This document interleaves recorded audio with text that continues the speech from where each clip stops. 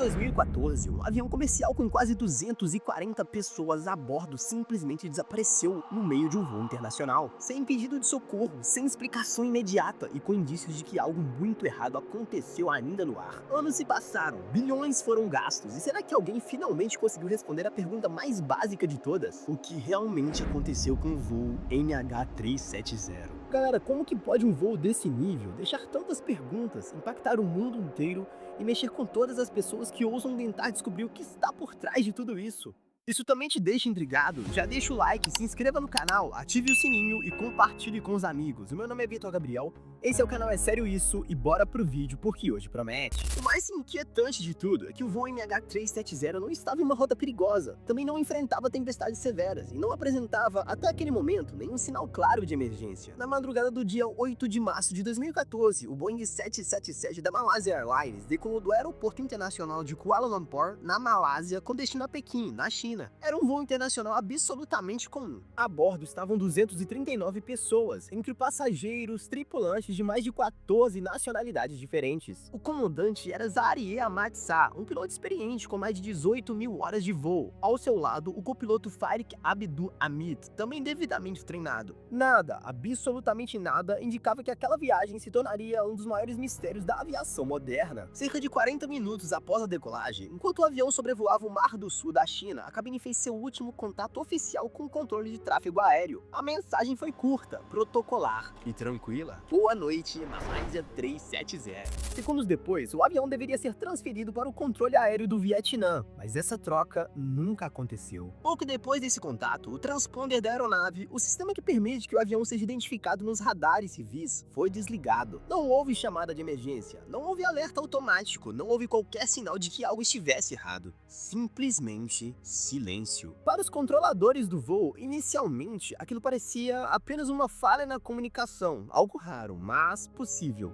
Só que, conforme os minutos passavam, uma percepção desconfortável começava a se formar. O MH370 não aparecia mais nos radares civis. E foi exatamente nesse momento que o caso deixou de ser apenas um possível problema técnico e começou a se transformar em algo muito maior. Porque enquanto o avião desaparecia dos radares comerciais, outros sistemas ainda conseguiam vê-lo, revelando que o MH370 não apenas continuou voando, como também mudou de rota de forma completamente inesperada. Galera, imagine a tensão de uma pessoa que acompanha esses voos que simplesmente somem do radar. Sério, tem que ser muito profissional para não se desesperar diante de uma situação como essa. O que os radares militares revelaram e esconderam. Galera, enquanto o mundo acreditava que o voo MH370 havia simplesmente desaparecido do Mar do Sul da China, uma verdade muito mais inquietante, digamos assim, começava a surgir nos bastidores da investigação. Mesmo com o transponder desligado, o avião não ficou invisível por completo. Diferente dos radares civis, que dependem da identificação ativa da aeronave, os radares militares funcionam de forma passiva, detectando qualquer objeto metálico de grande porte que se mova pelo espaço aéreo. E foi exatamente por meio desses sistemas que as autoridades da Malásia perceberam algo alarmante. O MH370 continuou sendo detectado após o último contato oficial, mas não apenas isso. Os registros indicaram que o avião fez uma curva acentuada à esquerda, abandonando completamente sua rota original para Pequim. Essa manobra levou o Boeing 777 de volta em direção à Península Malaia, cruzando o Estreito de Malacca, uma das rotas marítimas mais movimentadas do planeta. E sério, aqui está um detalhe fundamental que muda tudo. Ou seja, essa curva não poderia ter sido causada por falha técnica simples, ela exigiu comandos manuais precisos,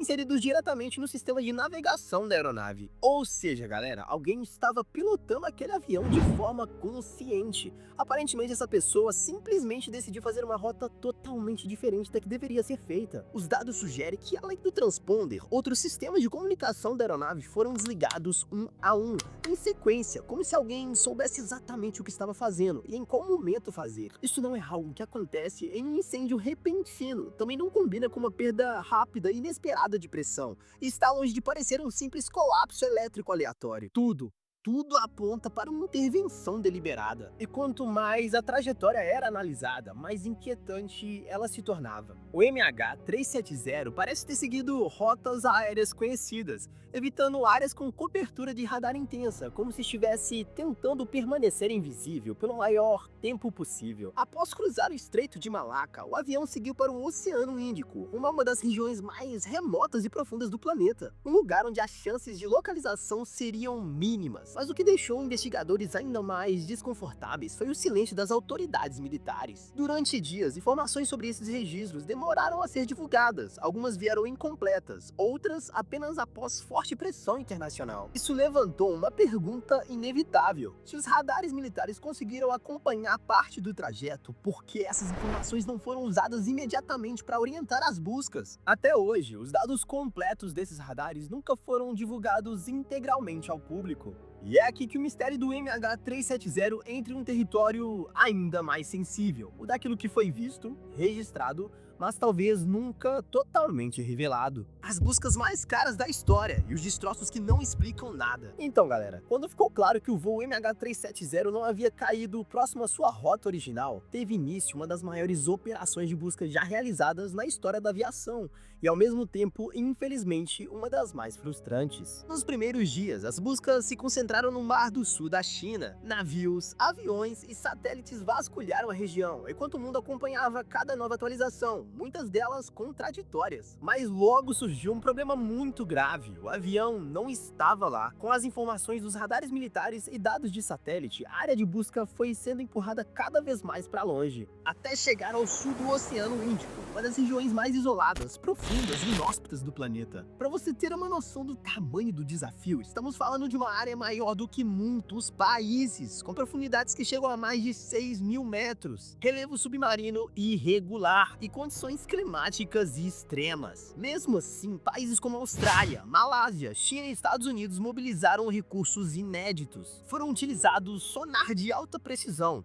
veículos submersíveis autônomos, satélites capazes de analisar padrões mínimos na superfície do oceano. O custo dessas operações ultrapassou bilhões de dólares, tornando a busca pelo MH370 a mais cara da história da aviação comercial. E ainda assim, o avião nunca foi encontrado. Galera, junto com o dinheiro, imagina quanta expectativa foi colocada nessa busca. Tipo, são vários países envolvidos no caso. Quando eles pensaram que de fato teriam as respostas, o choque para todo mundo ao perceber que não teriam foi absurdo. Anos depois, quando o mundo já começava a aceitar que talvez o MH370 jamais fosse localizado, algo inesperado aconteceu. Destroços começaram a aparecer. Em 2015, pedaços de uma asa, conhecidos como flaperon, foram encontrados na ilha de Reunião, no Oceano Índico. Depois disso, outros fragmentos surgiram em praias de Moçambique, Tanzânia, Madagascar e África do Sul. Análises confirmaram que alguns desses destroços realmente pertenciam ao MH370. Você deve estar pensando: agora o mistério foi encerrado. Mas galera, essas descobertas criaram ainda mais perguntas. Nenhum dos fragmentos apresentava sinais claros de explosão, incêndio intenso ou falha estrutural catastrófica. E o mais importante, nenhuma peça fundamental da aeronave foi encontrada. Nada da cabine, nada das caixas pretas, nada que permitisse reconstruir os últimos minutos do voo. Ou seja, mesmo com provas de que o avião caiu ali no oceano, não havia resposta sobre como, quando ou por que isso aconteceu. As buscas oficiais foram encerradas e retomadas mais de uma vez, sempre sem sucesso definitivo. E assim, o MH370 entrou para uma categoria raríssima e perturbadora: a de um avião moderno, cheio de tecnologia, monitorado por satélites, que simplesmente escapou da compreensão humana. As teorias mais aceitas, e porque nenhuma explica tudo: com poucos destroços, nenhuma caixa preta e uma rota final incerta, o desaparecimento do voo MH370 abriu espaço para uma série de teorias. Algumas parecem plausíveis à primeira vista, outras surgiram de indícios reais. O problema é que, quando analisadas com cuidado, todas deixam perguntas sem respostas. A teoria mais discutida é a de que o avião teria sido desviado intencionalmente pelo piloto. Investigadores analisaram o histórico do comandante Zarie Amatsa e encontraram em um simulador de voo doméstico rotas que terminavam em áreas remotas do Oceano Índico. Esse detalhe chamou a atenção do mundo inteiro. Além disso, o desligamento sequencial dos sistemas de comunicação e a mudança precisa de rota sugerem alguém com conhecimento profundo da aeronave. Mas essa hipótese esbarra em pontos difíceis de ignorar. Não havia carta de despedida, não havia histórico comprovado de instabilidade extrema e, acima de tudo, não havia prova direta de que o piloto tenha levado o avião até o fim conscientemente. Outra possibilidade considerada foi a de uma falha técnica grave, como um incêndio a bordo. Essa teoria tenta explicar o desligamento dos sistemas como consequência de fumaça ou curtos-circuitos e a possível incapacitação da tripulação. A grande questão é que em casos assim, o padrão costuma ser outro, como tentativas desesperadas de contato, descidas rápidas e trajetórias indefinidas. O MH370, ao contrário, manteve o voo estável por horas, seguindo uma rota coerente e controlada. Algo difícil de conciliar com um cenário de caos dentro da cabine. Também houve quem defendesse a hipótese de interferência externa, como sequestro ou ação criminosa. Essa teoria ganhou força principalmente por causa de 3 fatores específicos. O primeiro deles foi o desligamento deliberado dos sistemas de comunicação. Em um sequestro clássico, os criminosos normalmente tentam controlar a aeronave, não fazê-la desaparecer completamente. Mas no caso do MH370, os sistemas foram desligados de forma ordenada, como se o objetivo não fosse negociar, entende? Mas subir. O segundo ponto foi a ausência total de reivindicação. Nenhum grupo extremista, organização criminosa ou indivíduo jamais assumiu responsabilidade pelo desaparecimento do voo. Isso é extremamente incomum em casos de terrorismo, ou sequestro, onde a visibilidade costuma ser a parte central da estratégia. O terceiro fator envolve o comportamento do avião após a mudança de rota. A trajetória sugere conhecimento técnico e planejamento, mas não aponta para um destino estratégico óbvio, como por exemplo um aeroporto alternativo, uma base ou um território controlado. Então existe a teoria mais incômoda de todas, a de que algo fundamental sobre os últimos momentos do voo nunca foi registrado ou nunca foi divulgado. Sem as caixas pretas, não há como saber o que foi dito na cabine. Sem o avião principal, não há como reconstruir o impacto. Sem transparência total dos dados militares e de satélite, parte da trajetória permanece baseada em estimativas. No fim, todas as teorias conseguem explicar apenas pedaços do quebra-cabeça, mas nenhuma consegue responder ao mesmo tempo as seguintes perguntas: quem estava no controle final do avião? Por que os sistemas foram desligados daquela forma? E por que mesmo após tantos anos, o MH370 nunca foi encontrado por inteiro? E é exatamente isso que torna o caso tão perturbador. Não é a falta de ideias, é a falta de uma explicação que realmente fecha a história. O MH370 hoje, um mistério oficialmente sem resposta. Mais de uma década após o desaparecimento do voo MH370, o caso permanece oficialmente sem solução. Não existe uma causa confirmada, não existe um responsável definido, e não existe uma reconstrução final dos últimos minutos do voo. Em 2018, o relatório final divulgado pelas autoridades da Malásia foi direto em um ponto desconfortável.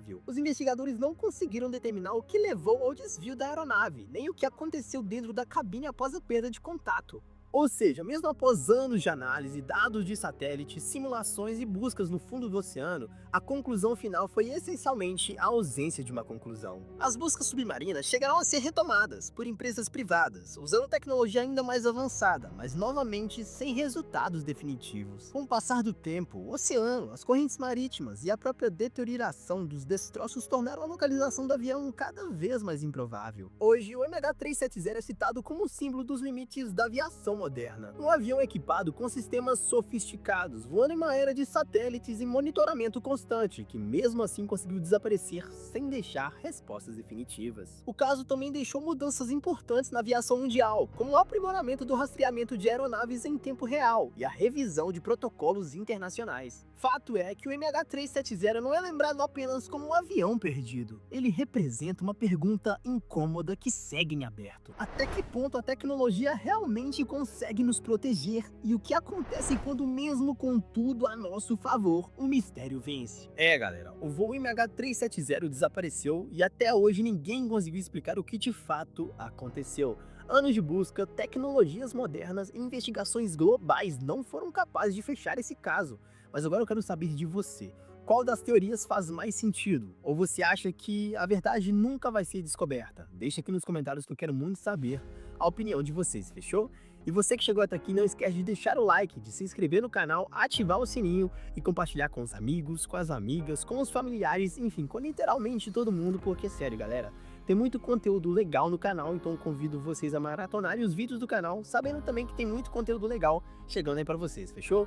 Muito obrigado pela presença de vocês até aqui, tamo junto demais, fiquem com Deus, até mais e fui!